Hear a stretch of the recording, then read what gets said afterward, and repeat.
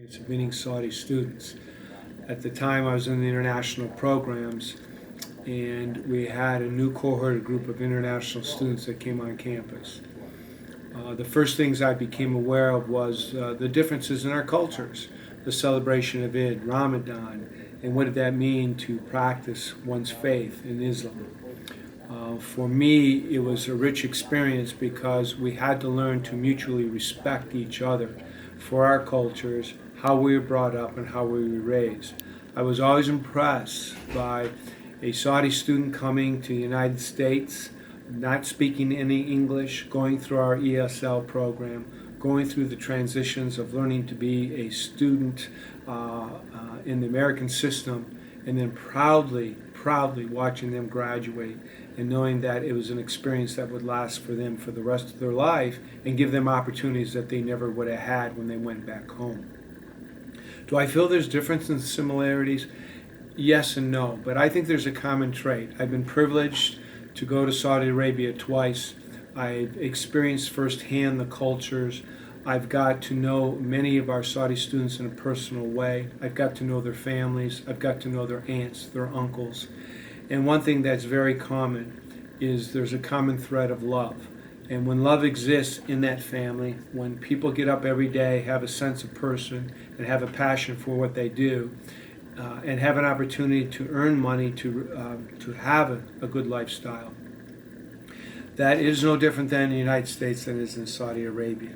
And I think the beauty of our Saudi students is getting this education, getting this cultural experience, and taking it back home and breaking down the barriers, breaking down the prejudice, breaking down those ideologies that are so false, are so erroneous, and showing the richness that we both bring to a global society. What kind of advice would I give? I would say that this incredible experience of coming to the United States and being exposed to a culture that provides an outstanding educational experience and bringing that back home is priceless. And I have watched and talked and communicate still to this day to many of those Saudi students that go back home. And I tell them, and I tell Saudi students that when you come to Saginaw Valley, just don't go to class. Just don't hang around with Saudi students. But get out of your comfort zone. Meet people. Get engaged in student organizations.